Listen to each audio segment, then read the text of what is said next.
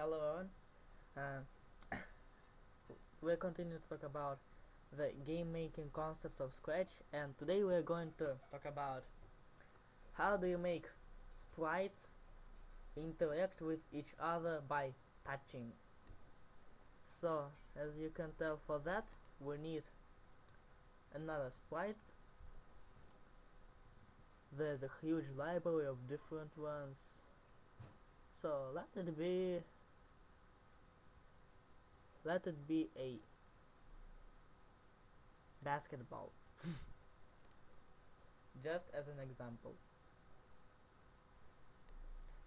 So the main thing, so the two blocks, one click and forever, because we want sprites do stuff all the time that they touch each other. So another important block is if, and now we have a lot of different sensing blocks. So basically all of the sensing blocks, most of them are about interacting sprites. So there is touching color, and color touching color. Touching color is good, for example, if you do like a ping pong game and you make a red zone on the bottom. So if the ball touches the color red, the game is over. Something like that. This block is the same as touching color, but it works only if some color touches another color, which is useful in some places. Distance is basically a variable, and you can use it with the operators. And basically that's it for the sprite interaction. So if the sprite one is touching the basketball, so there are, for every sprite there is a touching command for mouse pointer and edge, and then all of the other sprites. So if it touches basketball, it says ouch.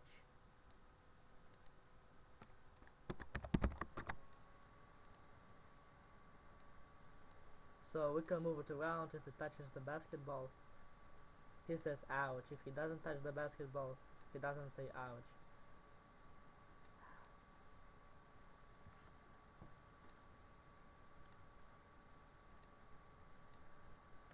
This is like pretty basic concept, and yeah, what if instead of touching the basketball I wanted to touch the color orange of the basketball? Look what is going to happen. If it touches the black part, it's not gonna say ouch. If it touches the orange part, it's gonna say ouch. So the difference is not that great, but sometimes it might be crucial.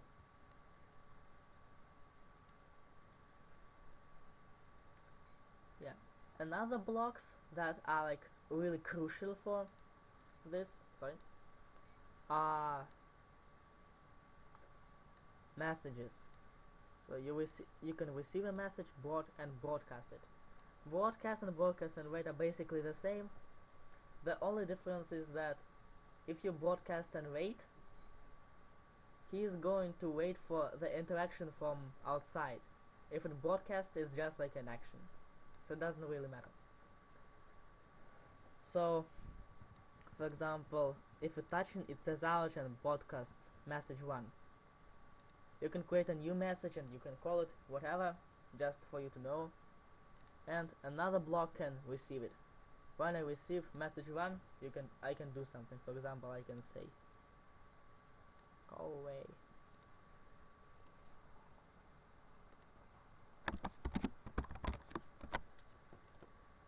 So now look what happens.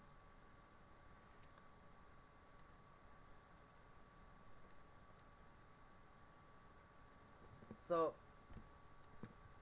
he said ouch and he sent the message after speaking ouch for 2 seconds, and then the ball says go away.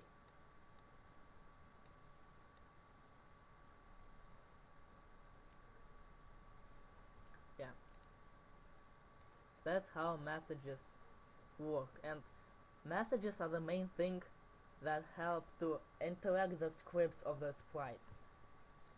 So this can be crucial for making game overs.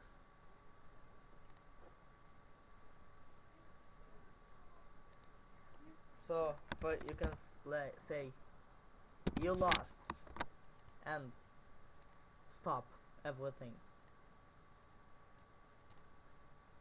And now when the sprites touch each other, ouch, you lost. And then normally in a game it would stop everything and the scripts are not going to work. So the game is over. That's basically it for interactions between sprites.